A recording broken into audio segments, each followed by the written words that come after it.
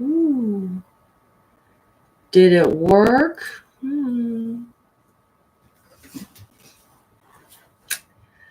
All right.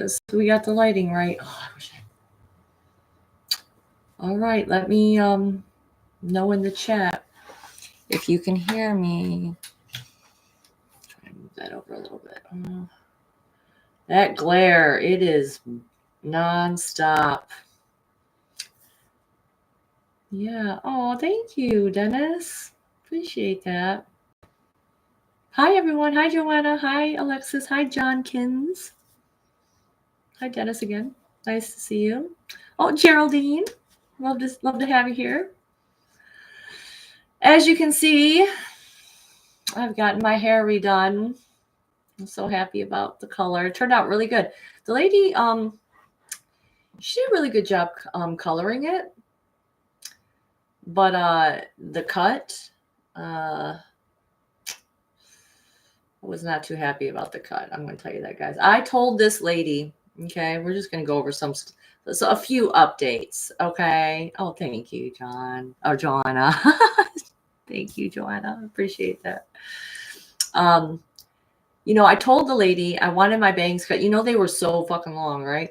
I told her I wanted them cut like below my eyebrows and like a shag, okay? I wanted it to go like a circle. I wanted a face frame. This is what she gave me. I literally, okay. As soon as she cut them, I almost started crying. I looked at them and I was just like, are you kidding me? I said, the only thing I don't want them above my eyebrows. I don't want them straight across. What do you think she did? Yeah, I was like, I can't even go live with these eyebrows or these bangs. I can't even go live. I was like, I refuse. And that isn't the reason why. I would have. Okay, I would have just sucked it up and did it. But I was also sick. I actually got the vid. I got it. I had it pretty bad after my last stream with Rob on Typical Skeptic. Okay, I think that was like what? That was like February 14th, right? And it was a great stream. I had a great time with them. And I was so excited. And I told everyone, I'm like, oh yeah, my next stream on Friday is going to be about the subject that we're going into today. And yeah, I woke up Thursday, Friday, and I was so sick. It was so bad. Hi, Janice. Nice to see you. I literally could not get out of bed. I've not been hit by a sickness this hard in many, many years. And you guys know I have hot flashes. Okay. I have hot flashes. So I'm always heating up all the time. I had such a chill. This went to the bone. Okay. This sickness went to the bone. I literally had 2 pairs of pants on, 3 shirts, a robe, and I was under my heavy winter blanket, and I was still cold.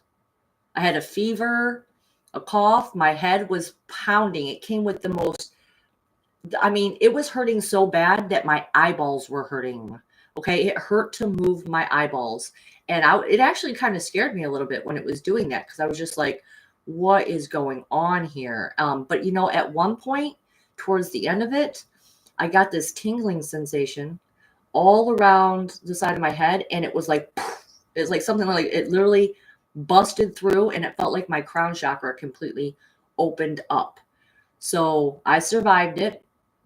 And, and then one last little scary thing that happened right afterward was I went to go, I got up one morning and I went to go put on some makeup, and there was this part in my visual field. It was like right over here, and it was so weird. I could not, it's like when you stare into a bright light and you get that sunspot, right? That light, but it was opal. It was like a bunch of different colors, like a opal is. And quite frankly, it really, really scared me. I had that happen one other time where it was like years ago, and it happened, and I could see like a patch of my visual field had this opalescence to it. And I thought, did some kind of solar flare just happen? Are we like about to hit like the big one's about to happen or something? This time I didn't think that because I woke up like this, but I was really, really scared, like driving my son to school and thinking, if this doesn't go away, Like, and I have to go to the eye doctor, I'm going to freak out, you know? But thank God it did. I don't know what it was, but all in all, it took me a long time to recuperate from, it took me literally a whole week of door dashing I had to take off, a whole week. And, you know, that's hard for me, okay? Because I really enjoy my job and I'm trying to stay up on top of making money to be able to afford living here and stuff. So I ended up taking off a whole week. And then since then, I've basically just been working nonstop in order to catch up with the week that I lost. So I wasn't able to come back. Not only that, I had the bad bangs and I was like, okay, we're going to postpone, let them grow out a little bit. And they did. And now they look fine. And I'm like, okay, this is all right. Hi, Karen. Nice to see ya. Okay. Some other little updates that I wanted to give. As you know, I have some of the things I listed on my promo of what I'm going to go over today, but I'm going to go over the main subject I'm going over today is the Kozyrev Mirrors. Okay, which I find really exciting and fascinating to talk about. But I also plan on going not too much into detail today, but about Grimoires and Aleister Crowley and how those kind of connect together. Like, I'm on a quest to understand. I've decided, you know, I really went to the light side of spirituality for so many years. That was really my focus was, you know, and I don't know, I just kind of got burnt out on it, it seems, because now all these other subject matters that I'm learning about, which are kind of like of a darker nature, they really get me excited. They really get me, like, I want to understand, like, who was Aleister Crowley? Why do people hate him? Why did they call him the most evil man in America, like in the world or something like that at one point, I think. And I think I do have a little bit of an understanding of that now. And it has to do with the subject of grimoires and how he's associated with this particular grimoire called the Abrumlin grimoire, which I'm going to get into on later streams, the details of it, because it's quite extensive. Okay, so we're going to get into that. But one of the other things I wanted to talk about real quick was, you know me, this is a dream update. Just so you know, this is a dream update. You know, I'm always like kind of testing my spirit guides now. Like, are you really going to be able to make every single dream come true? Are you really going to make all these dreams that I have somehow happen? Okay, like the next day. Okay, so, and I haven't had nightmares in a really very, very long time. But while I was sick, okay, I had this nightmare. All right, where I was basically in this city and I was driving around it and there was rubble. There was something happening. There was rubble everywhere in the streets and I had to get to a safe place. And once I got to this safe place, okay, there was like some bombs that went off in the distance and I knew that some buildings in my area had gotten blown up. Okay, and I thought, okay, that's not that big a deal. You know, I'll be able to get back out there and in no time or whatever. And then an even bigger bomb went off, and this big puff of white smoke came off in the distance. And I was in this safe zone with my children. My daughter specifically was there, and that was when I realized, oh shit, like I'm never going to be able to DoorDash again. This is what I'm thinking of in my dream. Okay, that's how much I like doing the DoorDashing when I'm making that money. Okay. And I was like, I'm never going to be able to DoorDash again. And then I thought, oh my God, wait, I'm never going to be able to see my house again. And I dropped a water bottle on the ground. And when I dropped this water bottle on the ground, I went to go pick it up. And that's when I saw my hands. And if you know anything about Carlos Castaneda, okay, and the art of dreaming, part of what you have to, part of the techniques that he gives you in order to become lucid in your dreams is to notice your hands. Okay, so something drew attention to my hands. And I was thinking, man, I wish this was a dream. And I saw my hands. And then I realized, I said, wait a second. And I thought about the home that I live in, which was this home. Okay. And I realized that in the dream, that wasn't my home. And suddenly it hit me. Oh my God, this is a dream. And I just opened my eyes. And I was in this house. And, you know, for a while, I told you guys, like, I missed my old house that I was living in. I missed the tree that was in the backyard. I missed the neighborhood. I missed the feel of it. And after having that dream, though, where I lost everything, I realized, wow, I'm so grateful to be in this house. I was so happy to wake up. I was so happy to open my eyes and be here. Now you may be wondering, like, did this dream come true? Did I come across these elements the next day the same way I always do with my dreams? And they did not disappoint. Yes, these dreams came true the next day. I won't get into all the details that I connected to the things that I was experiencing the next day, but the main couple things that I experienced was I actually came across. I follow this one girl's page because she posts these TikToks, and I like her mindset, her perspective. So she usually posts good things because I don't have time to keep up with all my friends and my friends list. So I pick a few, and I just go to those people's Facebooks, and I react to their stuff and I watch their things. And she happened that day to have posted a video about a war that it was in Bosnia, I think it was, that they were talking about. But anyway, they were describing the exact situation of the dream that I experienced. Okay. Aside from a couple other things that happened that were really, really weird that lined up. Okay. But I realized that I must have, in this particular dream, I feel like I traveled to another person's life who were their house, their entire city was being blown up, and I got to feel what that devastation felt like.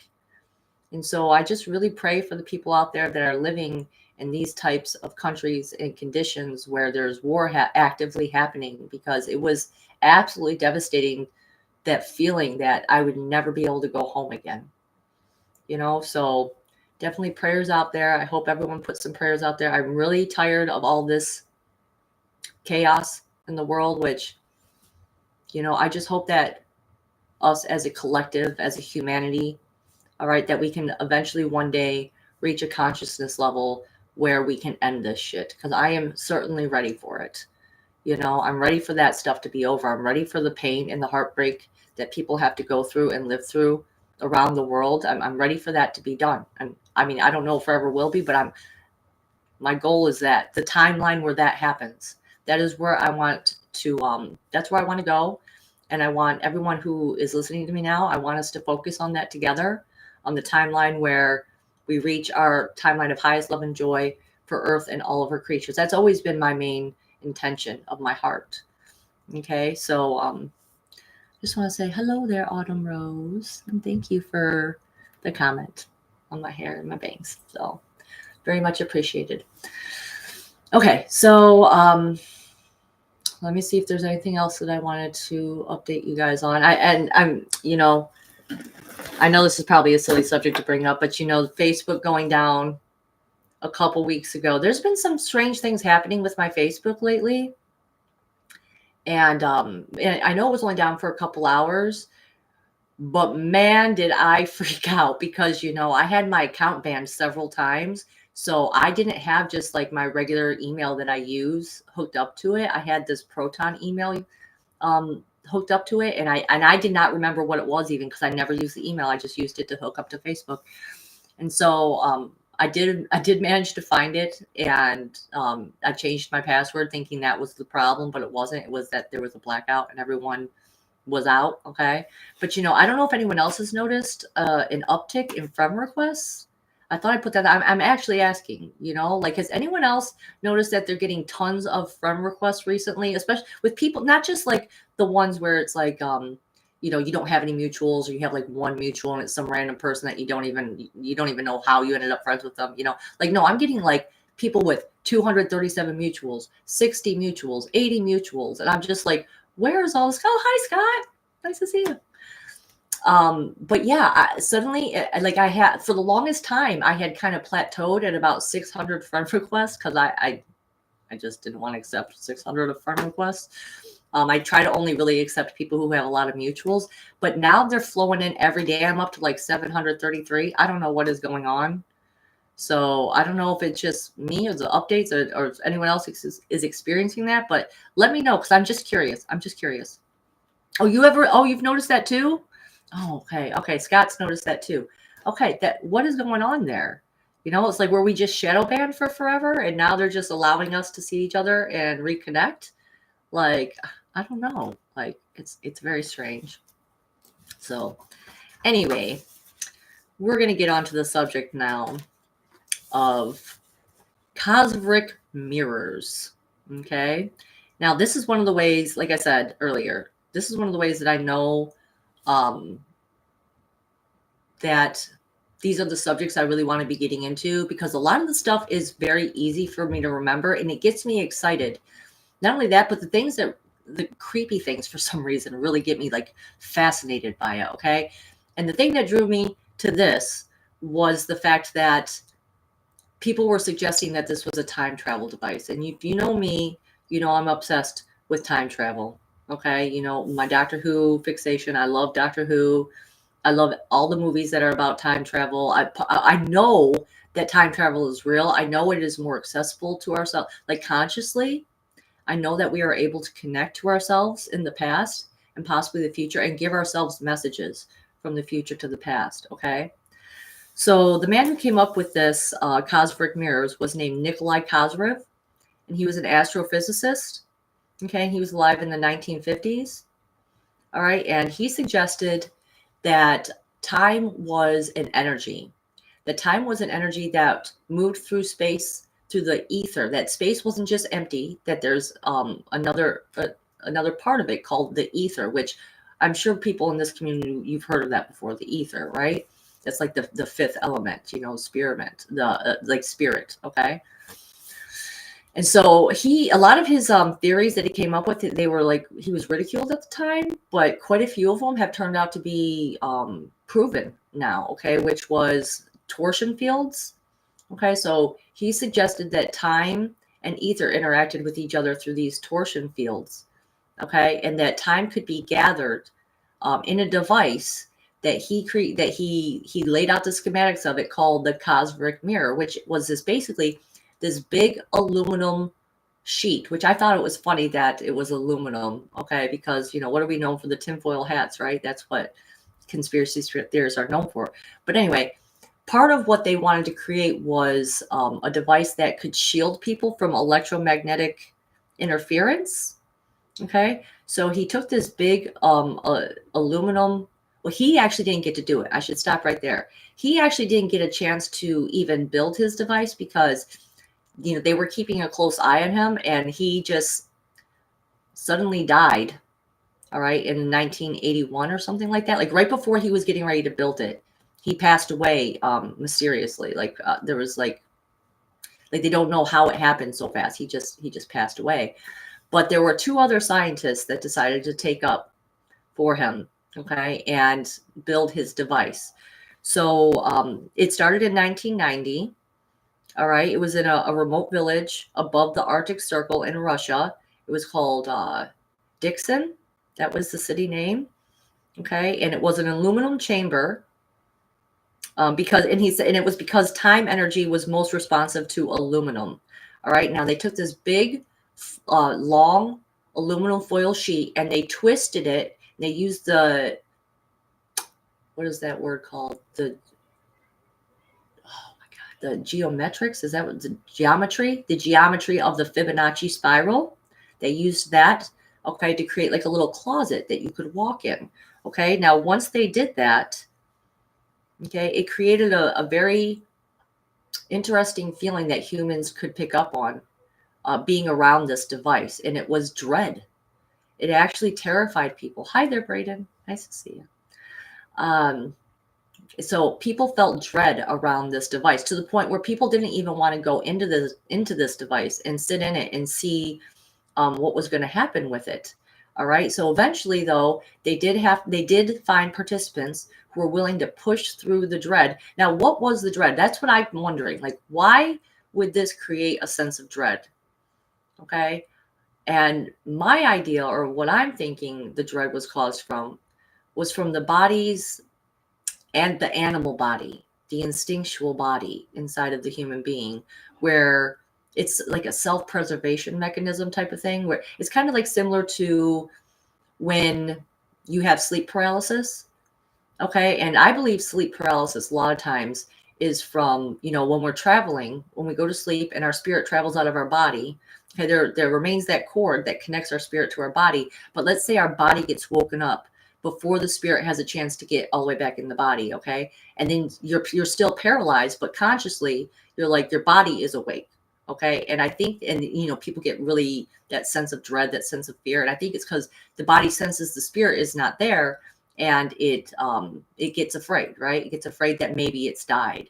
All right. Now, I'm not saying that the spirit gets pulled out of the body or anything like that, but I'm thinking instinctually, some part of our body knows that, we're meant to be living life in a linear time experience. Okay. Well, if this device is collecting time energy, all right, and it's able to connect you to the past and the future, I think the body maybe feels thrown off by that. And that's what creates this feeling of dread, and maybe like tries to prevent you from using this thing. Okay. So let's move a little bit forward though. Okay. So the theory was a mirror can be made that can bend absolutely anything, including time. Time travel is possible through a mirror, is what he said. Okay. And there were plenty of participants that have basically proved this to themselves. Okay, the one example that they gave, one of the first people that tried this Kozyrev mirror out, was this. Oh, and that's the okay. No, wait. Let me hop over to some other part. Okay, real quick. Okay, one of the first things that they experienced, besides once the device was built, tons of UFO sightings started happening around the area, the village that this device was built in. Okay, people started citing, not just people who were in the facility, but people all over the town started citing it. So it attracted UFOs. Okay, right off the bat, there's something going on here. It caused the dread. It started attracting UFOs. It increased when the sun is spitting off the energy that it spits off. Okay, and it creates the aurora borealis. It created that to be more intense, to the point where it started taking like more solid of shapes, I guess they said, which I thought was very, very interesting. And we're going to get into more about how the magnetosphere of the Earth came into play here. Okay. The other thing that happened was they said that not only did it feel like the dread was like a solid presence that you could actually feel and touch, but lightning ball anomalies started coming out of this device. Okay. And at one point, a cloud of blackness, I guess, with a lightning bolt of purple lightning came out of this, like filled the room. They said it was like real palpable. You could see it, looked like you could touch it. And so that's why I put on the promo, and is this an obscurus? Is this some type of consciousness that is similar to an obscurus in Harry Potter? Because that's the first thing that my mind went to when they described this. Okay, the other thing that my mind went to when they described this was, could this be an inorganic being of some sort? Because part of what in Carlos Castaneda's work, what they were describing these inorganic beings to look like, was these like twigs, like trees that were lit up. Okay, so I thought, is that possibly what it was? But it gets weirder. Okay, it gets weirder. So one of the first participants that went into this device and finally was able to push through the fear and the dread, most of the people, they described the sensation, they named it Kozyrev space. Okay, because people described it as a feeling of floating and a feeling of being like sucked into a black hole is what they described it to feel like. And then you were just like flying in the air. And so, hold on one second. One of my big things is flying into my hair. Okay.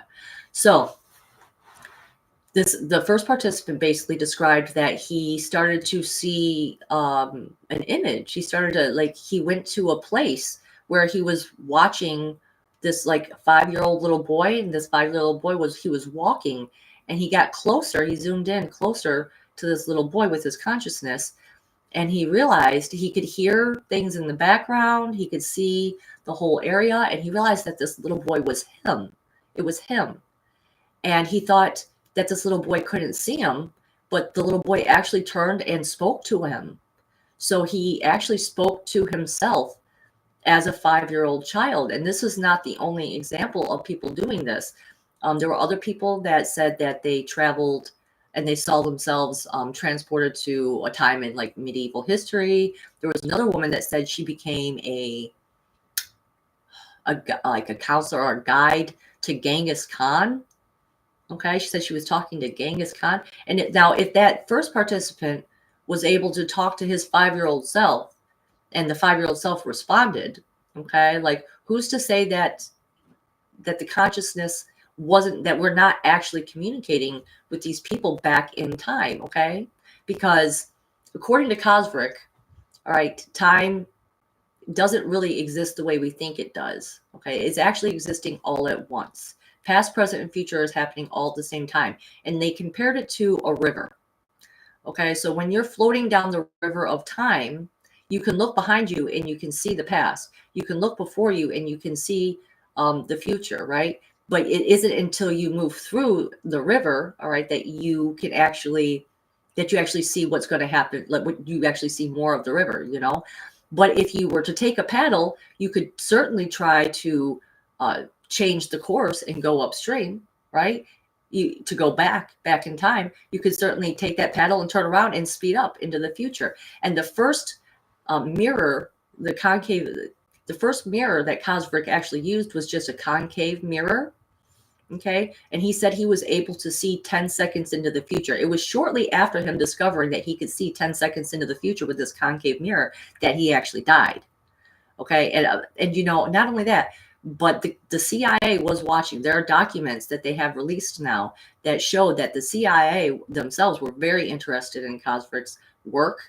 And just wait till you get it. Just wait till I get into some of these other things. It's mind blowing, and it makes sense why they were watching them. So I'm trying, like, I have so much to say about it that I'm going to try to go slow so that way I get it all out and I don't miss any of it. So please be patient with me. Okay. And hi there, my beloved Adler. It's nice to see you. Nice to see you here. Okay. So the two scientists that ended up picking up Kozyrev's work, I'm not even going to try to say their names because they are Russian names and I'm going to butcher them. So I'm just going to tell you, they did write a book where they put all their experiments and all their studies into this book, and it's called Cosmic Consciousness of Humanity, Problems of New Cosmology. Okay. So part of the experiments that they did was they were trying to send symbols, okay, from one place to another to see if we could communicate with each other through these mirrors. Okay. Now, now they noticed something very interesting, that when the Earth's magnetosphere was quiet, the success rate of these symbols being transferred was only 0 to 10%. And now this wasn't with two different mirrors. This was just with the one mirror, and someone is trying to send the subject matter in the mirror, sitting in that spiral closet of a mirror. They're trying to send them the symbol, and if the magnetosphere was quiet, the success rate was only 0 to 10%. Now, if the magnetosphere was active, it was 30 to 45% success rate. Okay, they were basically proving that human consciousness is connected to the Earth's magnetosphere, which I found absolutely fascinating. And that's why, you know, watching the sun and the sun's activity and how it affects the Earth is so important. And if you want to know more about that information, you should go to my girl Alexis at Ascension Diaries. Okay, she's one of my moderators, and she has a great channel, and she pumps out a lot of information. So definitely go check her out if you get the opportunity. She also did some really great Harry Potter series videos recently, and I absolutely loved them. Loved every single one of them. So I highly recommend you go and check that out if you get a chance.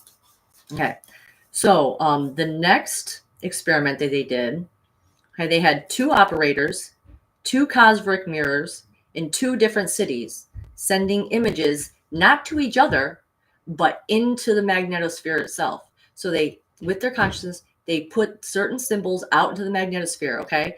And then 5,000 participants around the world, I think they said in 15 different locations, 15 different cities around the world, would try and tap into these images. Now, when the magnetosphere was active, the success rate of those images that that were put into the magnetosphere jumped to 95%. 95%. You know, they said that specifically children, female children from shamanic and spiritual families were the most good at identifying the images. Okay, because what they would do is they had like a grid of different images, and these images had numbers. Okay, so when they would just see the image, and then they would think of the number, and they would put it in the magnetosphere. And children, especially female children, like I said, from shamanic and spiritual backgrounds, they would not only get the number, but they would draw the picture of what symbol was associated with that image. Okay, that just blew my mind. Okay. They had 2,000 distinct symbols that report that they were, okay, yeah, there we go. So there's the other thing that happened. The other thing that people were experiencing besides this being able to travel back into the past and visit themselves and different various people, okay, is they all started to see these same glowing symbols. And like, not just like in their mind, like it appeared on the actual device. They could see these glowing symbols. And was it this? Yeah. There were 2,000 different symbols that got identified. All right. And now when they looked up these symbols to see, where did these symbols come from? What do they mean? Most of them actually were found in ancient Sumerian texts. All right. So that just says, okay, how are we tied to that? How is this? How are we connected? All right. In the fact that this is like an ancient language of some sort, not really sure. Okay. Some of the weird effects that would happen with people too, not just while they were using the device, but after they left. This might be an ascension accelerator machine. Okay. Because there were long-lasting effects after you came out of the device, right, which was thinking more quickly, scoring higher on IQ tests, increased memory capacity, you were more creative. Some people had illnesses that were just completely cured. Okay, which I'm going to get into more of that in a second. Yeah. Okay, 75. Okay, yeah. Okay. So to get back to some of the other numbers, some of the other things that other people reported being able to see was UFOs. Like they felt like they were being transported up into these UFOs that were above the facility. 75%. 70% of people reported seeing extraterrestrial buildings. And here's where it gets really creepy. 68% felt the presence of entities which they called observers. Now, these people appeared humanoid, and they were very, very bright, and they were faceless. All right. But the few people that did zoom in, I guess, on the eyes, they said the eyes really creeps them out, and that the communications between themselves and these entities was very much unpleasant, an unpleasant feeling. Okay. Hi there, Hope. Nice to see you. Okay. So at one point, one of the participants asked them who they were, and they said, I have no, why can't I see you? And I guess the response they got was, I have no face. I am nothing and everything. They said they came from a big star. Okay. Some of them even had warnings for us. They said that Earth was headed for a disaster, but they didn't give them any more information than that. They also said that they would warn people that they've spent too much time in the device, and they said it was very dangerous and that they needed to leave the device. I'm like, what is that all about? When I tried to tap into what these beings were, okay, I basically got the response that they tried to come in a form that we could recognize and not be too afraid of. Okay, like that was the best that they could come up with, was this white faceless body. Okay, people, let's see what else I wrote. I said people were unable to, okay, hold on. Oh yeah, that we already went over that part. People were able to interact with themselves in the past. All right, so we know, again, the CIA watched this technology very closely. They've done a lot of work to discredit and to keep this technology on the DL, basically. Okay, because not only they were able to use it to prove that sending healing energy to people actually works. And I could not for the life of me find the video that I watched that explained this more in detail, so I apologize for that. But the little bit of information that I did find is that they also could use it to predict earthquakes, weather phenomenon. They could use it to slow and reverse the aging process and cure diseases.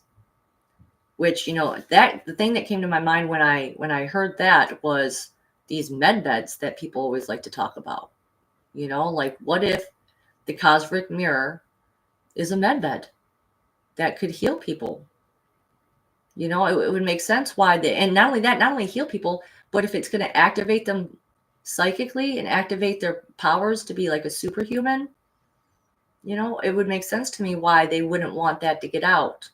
The controllers of the world. Yes, the watchers, the observers. Very, very, very interesting. So if you want to look into that information more yourself, I highly recommend it. The place that I found the best videos about the Kozyrev Mirrors was on this channel called Y-Files, and then another channel called Mr. Mythos. Those were, and I watched quite a few of them, like even TikToks and stuff like that. But these were the two that were the most informative and the most creepy, because you know they had actual voice recordings of the participants who described their experiences with it. So I highly recommend you check that out. This could be real life time machine here, and yeah, who wants to build it? I want someone to build one of these so I can try it out. We need to try it out. It's just aluminum foil, guys. It's just a big aluminum sheet. My light just flickered as I said that. So, someone here in the chat want to build this? Someone does. I know someone will. Eventually, someone's going to get to it. Okay, so I think that might be all I have to say on the Kozyrev Mirrors. All right, but one of the other things that, like I said, that I put into the promo today was that I wanted to eventually get more into detail about grimoires. Now, I heard this word. Braden. That's who I was thinking. I was thinking you would build one, Braden. You could build one. I just know you could do it. I just have this feeling you could do it. Build it, and they will come. You know, let's heal some people. Let's get it. Let's reverse age. Let's cure our diseases. Let's activate ourselves psychically. You know, I'm ready. Freaking ready. So anyway, so the word grimoire, I started watching these videos on angelology and demonology and Aleister Crowley, like I said, and I did not even understand what the word was until I had to look it up, and it actually is a book of spells, right? Okay, so that's what a grimoire is, and that apparently that is what, I don't know if you guys ever heard that Aleister Crowley supposedly opened a portal to hell in the home that he lived in called the Belaskin House. I think it was the name of the house. Okay, so what he was actually trying to do was this grimoire ritual from the Abremlin Grimoire, which, like I said, I'm going to go into more of the details of the ritual in the next stream that I do, because it was a lot. All right, so I don't want to go too much into it. But basically, this Abremlin Grimoire taught you, which some of the information supposedly came from King Solomon, who performed a similar ritual. And it took a long, like over a year to do this ritual. All right. And it was very specific. And it was long and detailed. And I was just like, wow, like someone actually took the time to do all this. And what would happen at the end of this like 18-month ritual, all right, was you would be contacted and you would basically summon your own personal holy guardian angel, which apparently everyone has one. Okay. So you would connect to this holy guardian angel who would share their name with you, and you weren't supposed to share it with anyone else. All right. But this was only the first part. Okay. So you do this 18 months, right? And you summon this holy guardian angel, which apparently you would know for sure right off the bat. And you know, the way they described it was similar to the observers, you know, only it didn't come with a sense of dread, but they were like a bright lighted being that had like a perfume sense that came with it and everything like that. And then you would work together with your holy guardian angel, right, to do a summoning ritual for the 7 princes of hell, all right, or the dukes of hell. You would have to summon these different demons, basically, and you would have to command them in a way, like you'd have to go through all these steps, command them in a way in order to get control over them, to do your bidding, to do the bidding of God's will, because apparently that is part of their purpose here at this point, was for you to be able to use them to do God's will. Okay. And even though they would fight against it, right, you know, And that was part of Aleister Crowley's problem, is that he skipped steps. And oh, hi there, Miss White Swan. Apparently he skipped steps, and he ended up failing during the demon summoning ritual, because apparently he did summon his holy guardian angel, but during the demon summoning ritual, he messed up somehow, and that was what left this portal to hell open in this Velasquez house, which the Led Zeppelin eventually bought. And there were like lots of tragedies that happened in this house afterwards. So this was like really intense thing that, apparently the book that he used to perform the ritual, the translation was faulty, and it was missing 2 of the books. So it's no wonder that he failed it. Okay. Like, I guess that was just part of his personality too, that he was very much like that. So I found that absolutely fascinating. Apparently King Solomon had done this ritual, and he actually summoned these demons, and they were part of the crew that built some of the temples and buildings that he is responsible for having created. So I thought that was absolutely fascinating. Okay, hold on. Let me see what someone's writing here. Let me see a few people here. What's going on? The Esoteric Channel discusses many old occult texts in a very scholarly way. I will look that up, Hope. I will absolutely look that up, because like I said, this is absolutely fascinating to me. And a part of me feels like the reason that I get so excited about learning about this stuff is because of my past lives. And it's more or less a remembering of things that I already know. There's just some subjects that you go to, and you don't even have to fight your mind to try and remember them. Okay. And I'll give you an example. Like when I was a midwife, I would read the text of the midwifery books. All right. And it was like, I knew this. I knew this. I knew this. I like reading it all the way through. Like, I knew this is how it was supposed to be. I knew this is how birth was supposed to be. I know this is what you're supposed to do when you have these certain situations. And it was not hard for me to become a good midwife, because it was something that I was already bringing from a past life back into the future.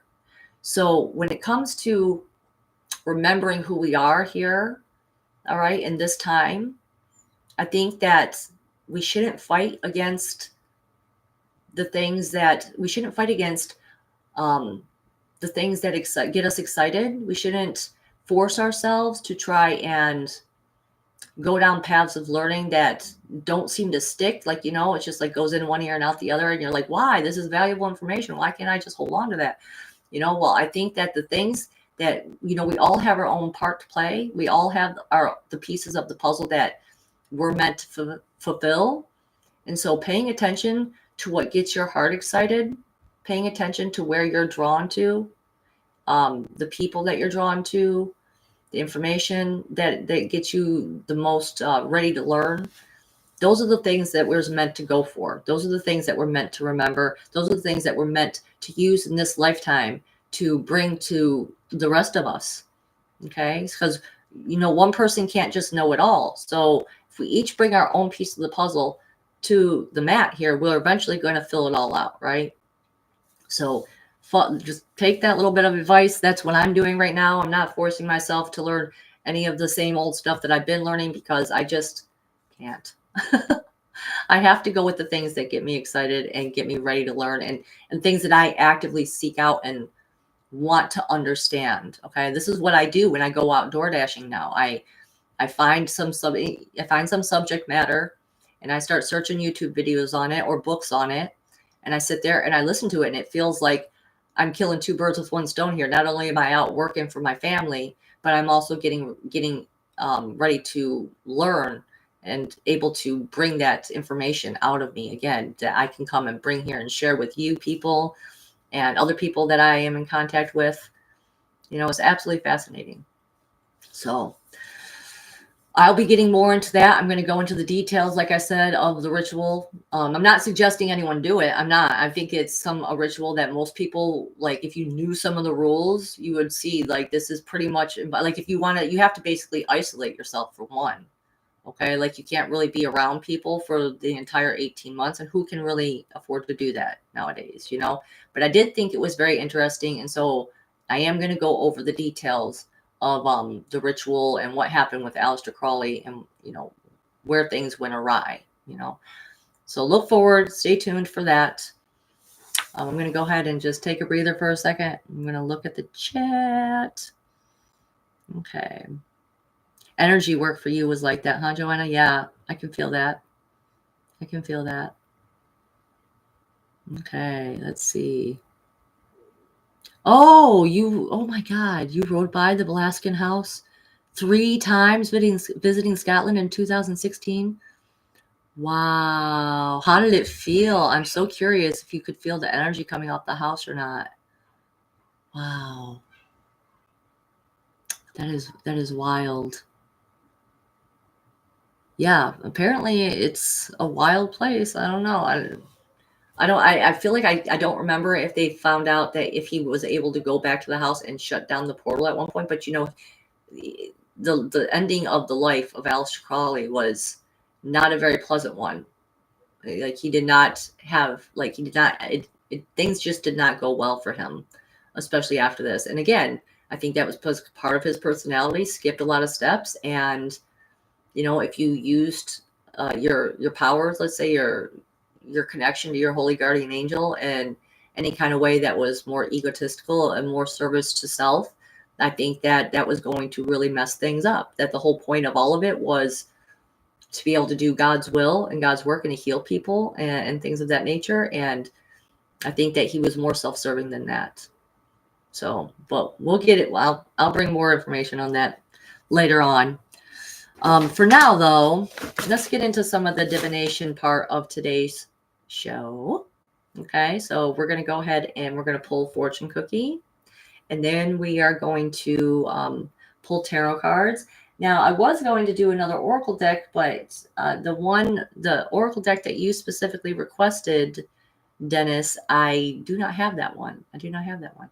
So I don't know. I was thinking about maybe skipping the oracle deck today, and we'll just do it again next time because I'm just completely unprepared for the oracle stuff today. So, Hey there, Taylor. Nice to see you here. Okay, so let's get into the fortune cookie. I'm ready. You'll send it? Oh, Dennis is going to send me the angel oracle deck. Okay, that would be wonderful. I would love that one. Because otherwise, a lot of the ones are pretty much very similar. They're basically tarot cards. They're not like some. I think there was like 3 or 4 decks that were just tarot cards, which I'm just going to use my main deck. But the other ones were oracle decks, and we've gone through a couple of them at this point. There aren't too many of them that are left that are much different than, I mean, unless you guys want me to pull an oracle card for the collective, I could pull one from the Divine Feminine that's right in my reach here right now, the Divine Feminine oracle deck. Let me know. Just let me know in the chat, and we'll go ahead and we'll pull an oracle card for the collective as well as our tarot card for the collective, if you guys would like. Let me know, though. Okay. So let's go ahead and pull this fortune cookie. Okay, what does the collective need to do? Oh, this one. This one. Okay, so what does the collective need to hear in this fortune? What do we need to hear? I just want to say thank you guys for coming and hanging out with me today, especially since it took me so long to get back here, so many weeks. I'm so sorry about that.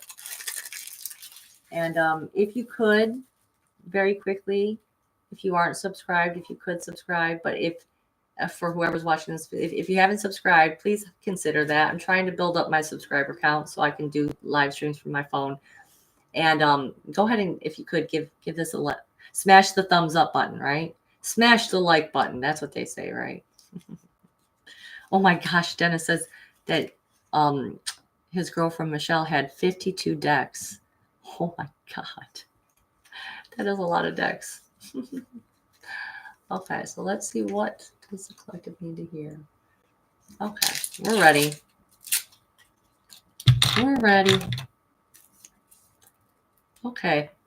Optimists believe we live in the best of worlds, and pessimists fear this is true. Oh, that's kind of a dig. All right. Optimists believe we live in the best of worlds, and pessimists fear this is true. Yeah, that would make sense. That would make sense. This better not be the best. I can see optimists. Yeah, I can see how that could pan out. But I think we all know here that it could be better. It definitely could be better. Does that make me a pessimist? I don't know. But I'm ready for it to be better. I'm ready for there to be more love in this world, more kindness, more compassion, more understanding. Even in myself, always working on myself. Okay. So let's go ahead and pull tarot for next week's energies. All right. And then we're going to go ahead and we're going to get on out of here. Okay. Because even though I haven't been here for a while, I still have been working every single day for like almost the past 2 weeks. So Monday would be every single day for almost the past 2 weeks. But that doesn't mean I work like tons of hours every single day. Sometimes I just go out for like an hour or two. Like when everyone's at school, it's the best time. Okay. All right. All right, let's get into tarot mode. What does the collective here need to hear? What is it that we need to be made aware of for next week's energies? Tapping in. Okay. It's reading. Okay. What does the collective here need to hear about next week's energies? Oh, that's what I was going to get into too. I'm going to tell you guys about my car at the end of this, after we do this. I got to tell you what's been happening with my boo, my Laura. I don't have her at the moment. So push that aside for a second, though. We're talking about next week's energies. Okay. What does the collective need to hear about next week's energies? What message? What is it that need to be made aware of?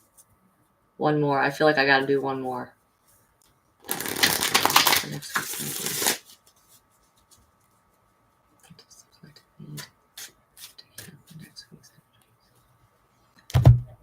Okay, what do we need to hear about next week's energies?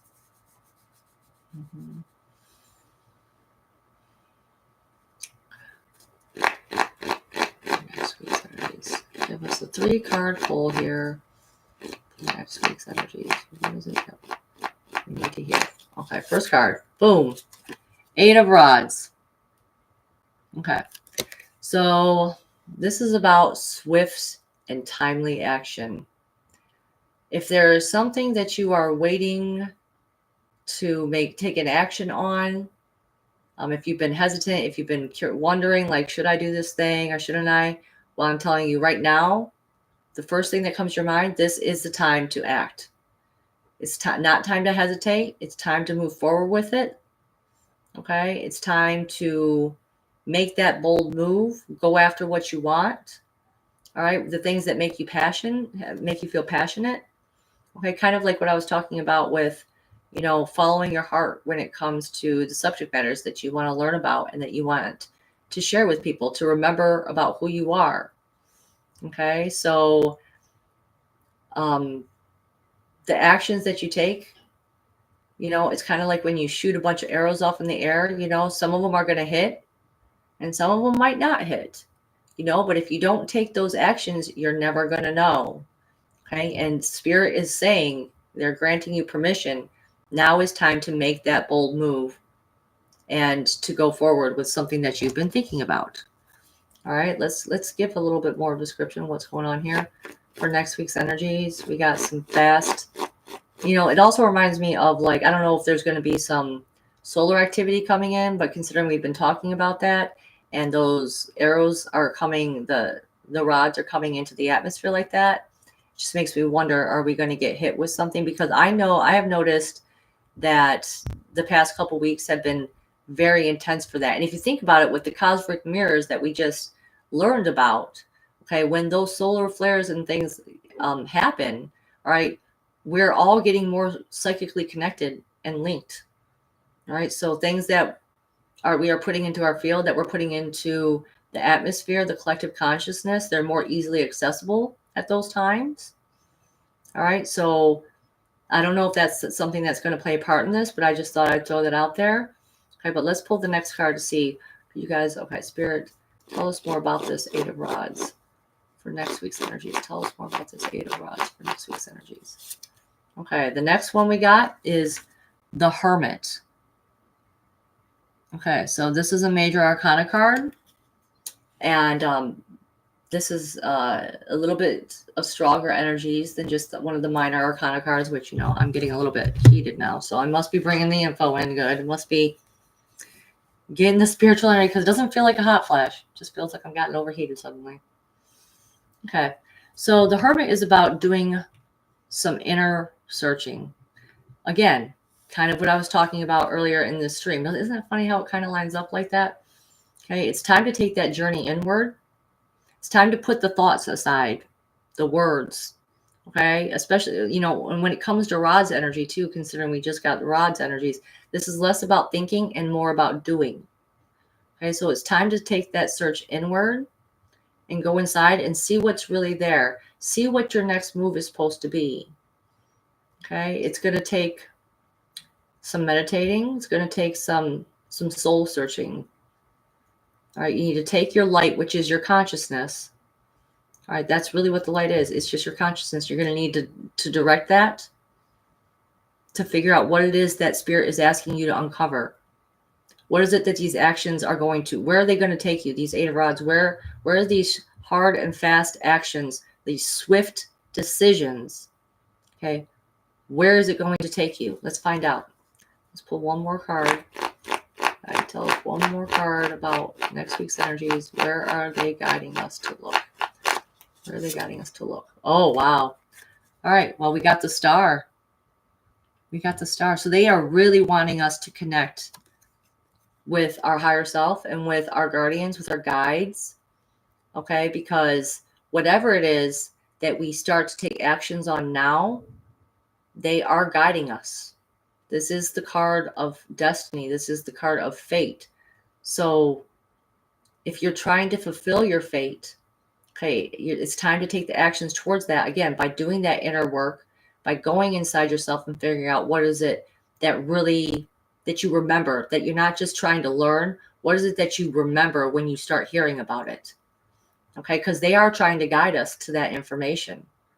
But, you know, the other thing that is that stands out about this card is that it is about slow changes. So whatever it is that we're starting over this next week, whatever we're guided to learn about ourselves, it is going to lead to changes, but those changes will be slow. Even though our decisions are fast, our actions are fast, the changes that are going to take place over the next week or so, okay, it's going to get the ball rolling, so to speak. That's going to be, again, guided from our guides. It's going to be a little bit of a slow change. But I really love this card. The Star is basically one of my favorite cards, if not the favorite card. So trust that you are being led to your destiny. And even when I lay these cards out, it's like the Eight of Rods are pointing right at that star. Okay, which, again, like I was saying a little bit ago, like, does this have to do with the sun's energy? You know, the more intense the sun is releasing all this energy, like the more we are getting activated, the more we are being connected, the more our psychic powers, I guess you could call it, is being turned on. Okay, so what are the pieces of our puzzle that we're meant to bring to humanity, that we're meant to bring to each other?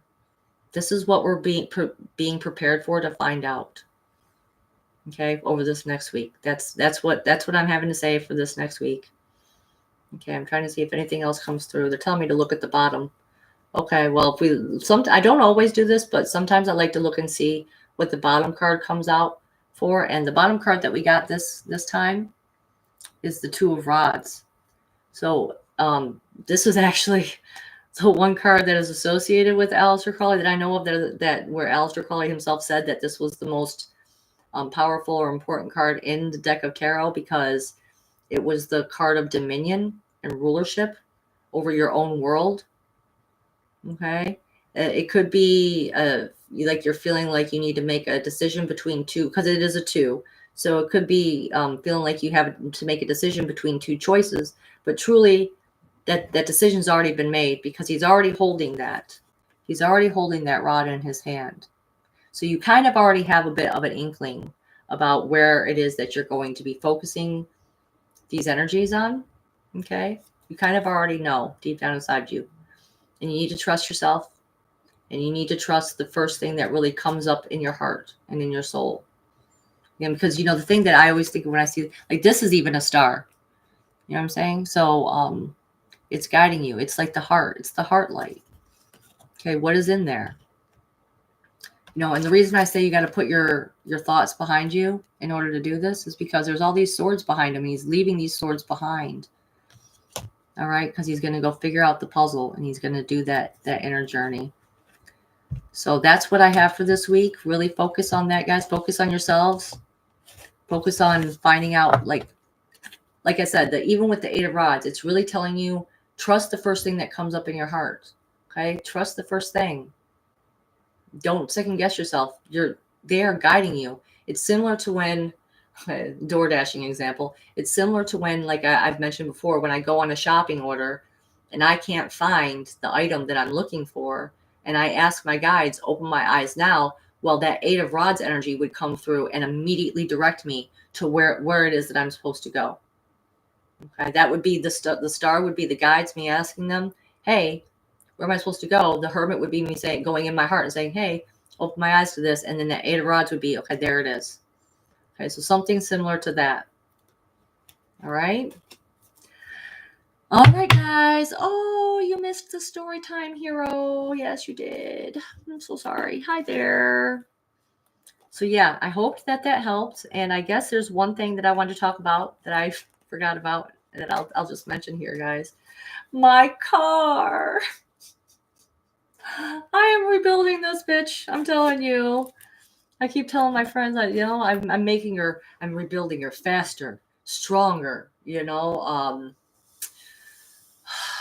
every month since I have bought this car, it has been something that I've had to fix. And I guess that's the chance you take when you get a used car, right? But I love this car so much, I can't give up on her.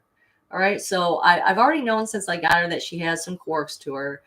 And I went to go start her the other day. And part of the issue that I've had with her is that when I'd be outdoor dashing a lot, I would be stopping and starting my car a lot. Well, there would be times that she just wouldn't start. She just wouldn't. And I would freak out for a minute. I'd get out of my car. I'd walk around the car and I'd say, God, you're going to make this car start again. And I'd get my car again and I slowly turn it on and it would start again. But I knew there was an issue coming up because I was like, oh boy, she does this a little too often. And sure enough, after I dropped my children off at school the other day, it rained really hard. And after it rained really hard, my car would not start. Had to get it towed to the auto shop, which I have a good auto shop now that I trust. So he's been working on it and pretty much had to replace the starter. Okay. Had to replace some wires. And then I was like, the tow truck guy that came, he was the third person to say this. He's like, you need to change and get new tires on your front tires, like immediately. Like these could blow out any moment now. You need to get new tires. Well, I'm like, okay. So I'm figuring like it's already in the shop. I went and got new tires. Take the tires to the shop.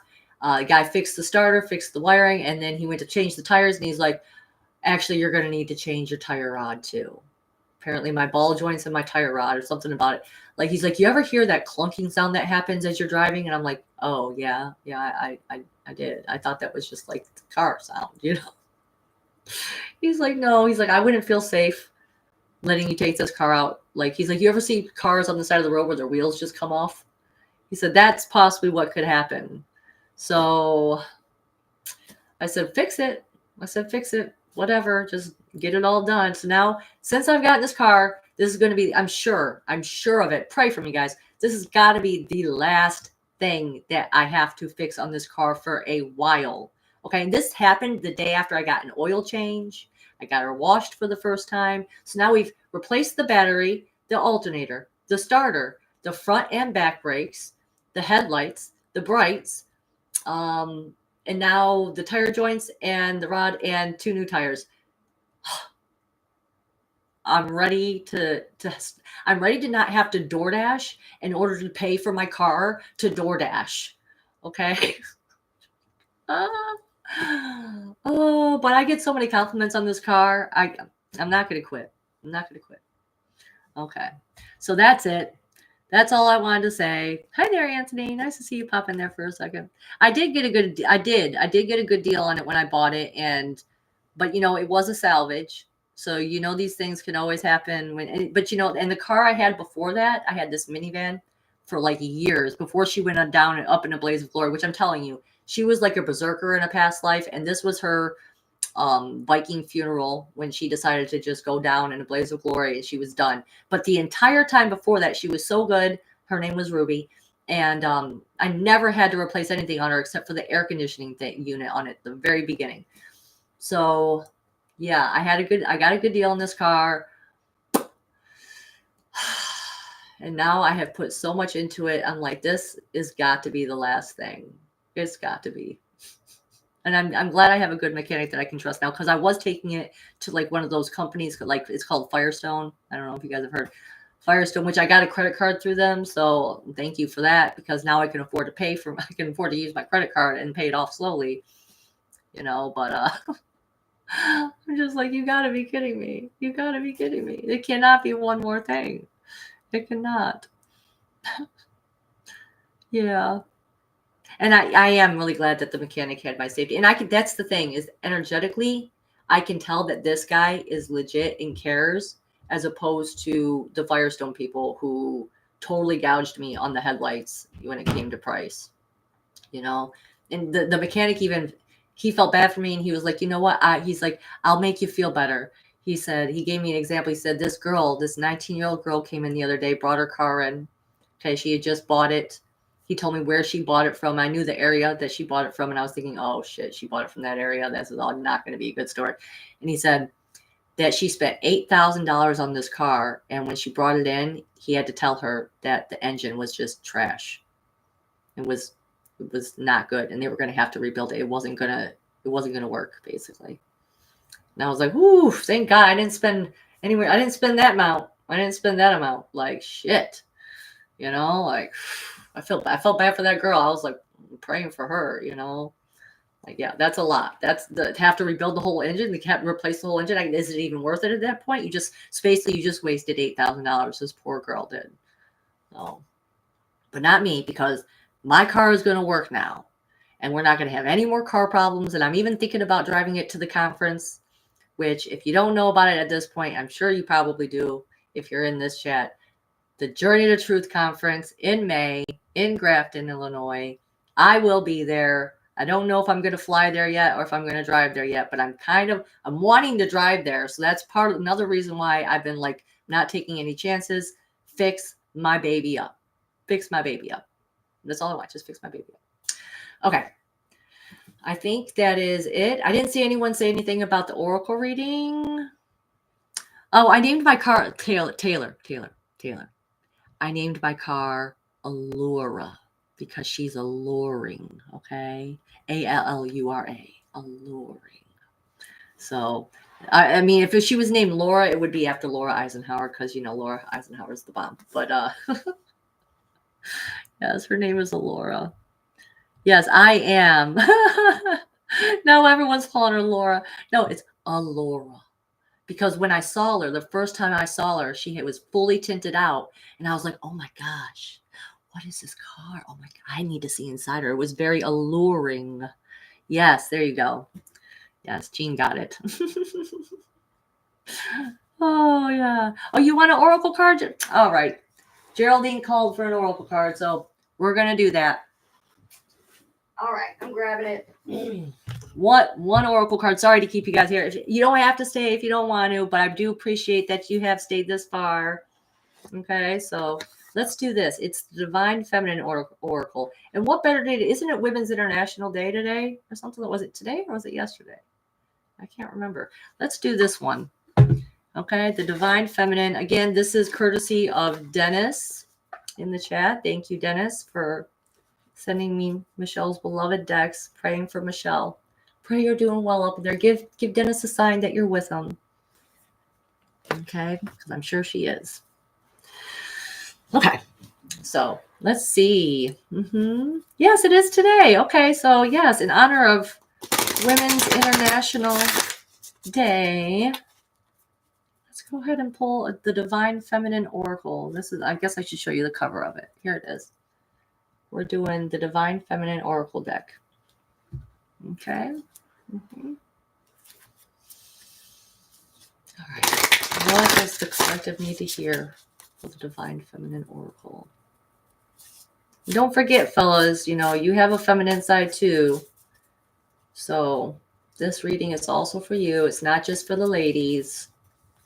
Okay.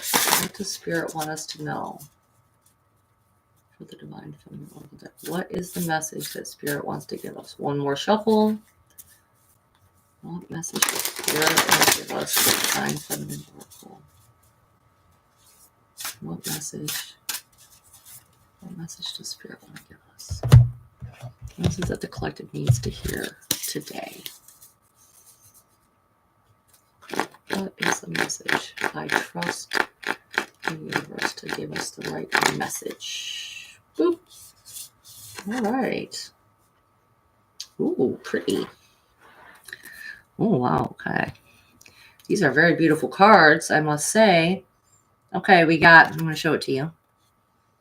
Okay. We got Lalita, the Red Goddess. Oh, look at those beautiful butterflies over here. The blue morphos, just like in my background.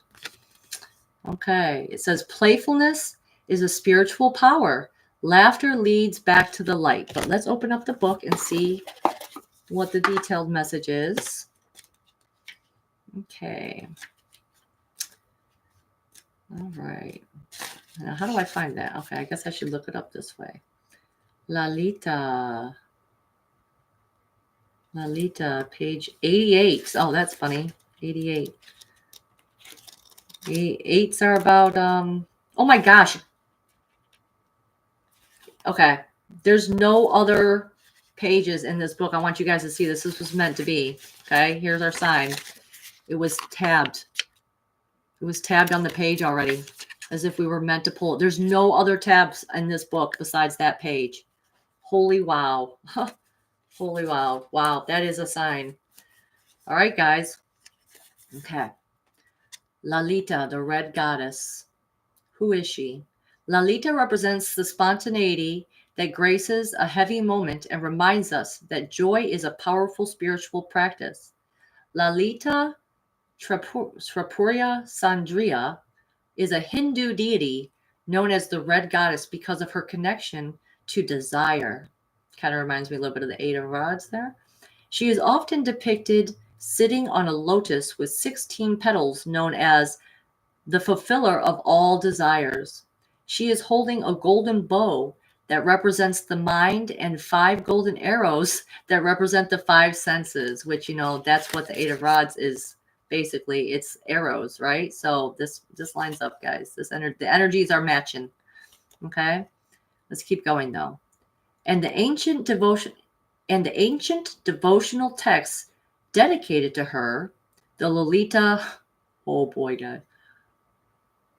Okay, we're not going to be able to say this. Just know that the devotional text dedicated to her is a list of her 1,000 names that fulfills all of the desires of a devotee simply through its recitation. One of Lalita's many names is she who plays. The Sanskrit word lila means divine play. Lalita loves when her devotees are able to move beyond dualities to the point where we are not separate from what we desire. She loves puja, a ritual worship, for this reason, because it moves us from out of our ideals and thoughts of the divine and into our hearts, where we can experience the divine directly. Lalita is known for her spontaneity and for liberating her devotees with joy.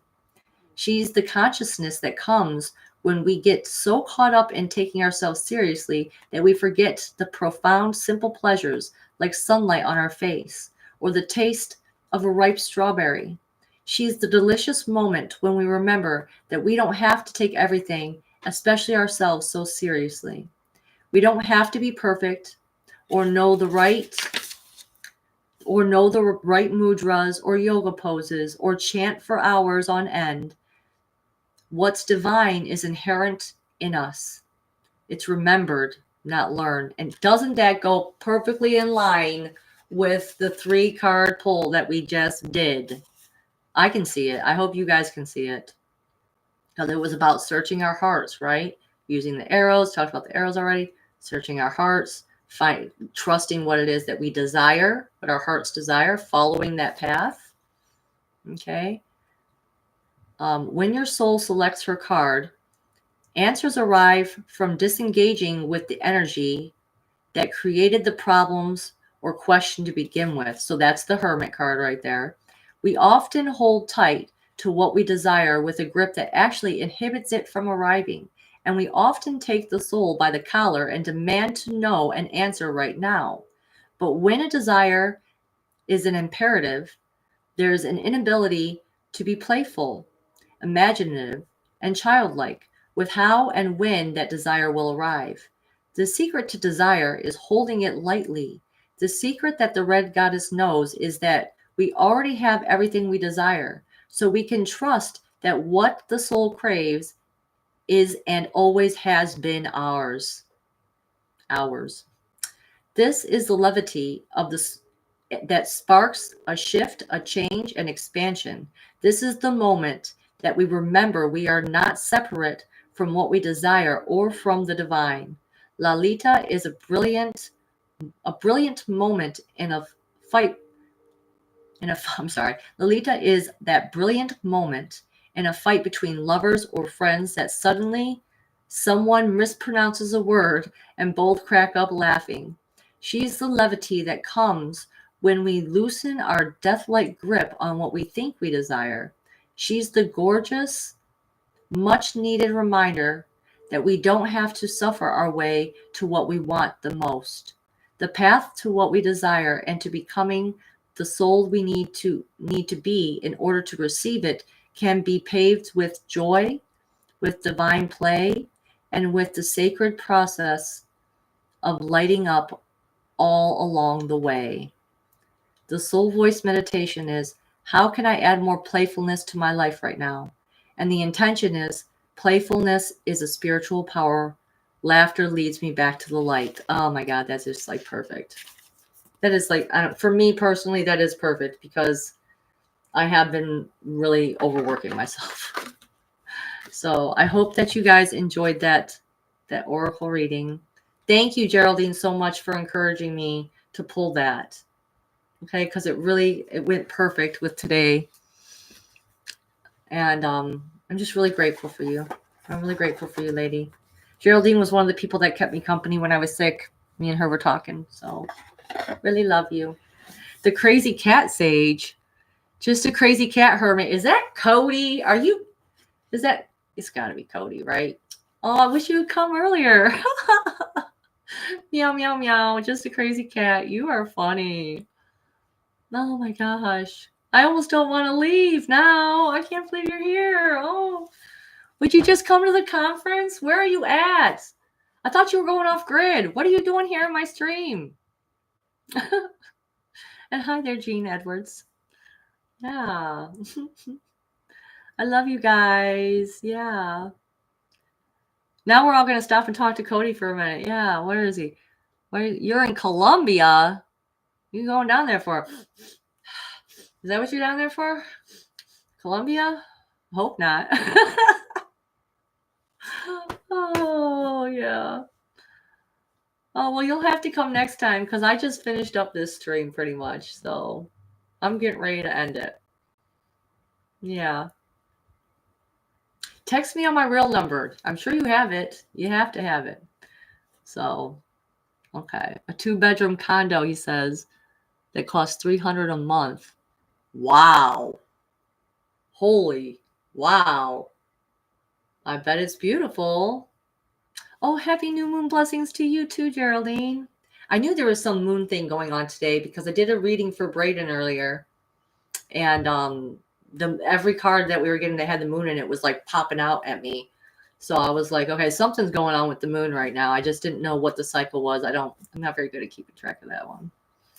Okay, let me go ahead and move this around here. And I just want to show off one more time real quick. I got some new earrings from my mom today. Some beautiful earrings. They have little dress. You can't really see the color of them. They're like a blue. Obviously, they're a blue. She's gonna give me blue. Yeah.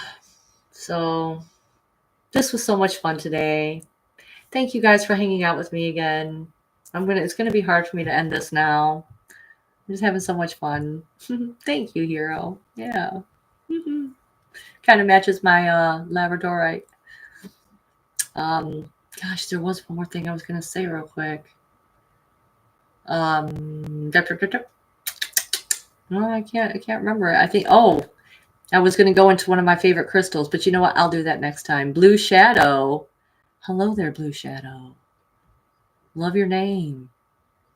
All right. So yeah, let's go ahead and end this. Oh, what was the one thing I was gonna say?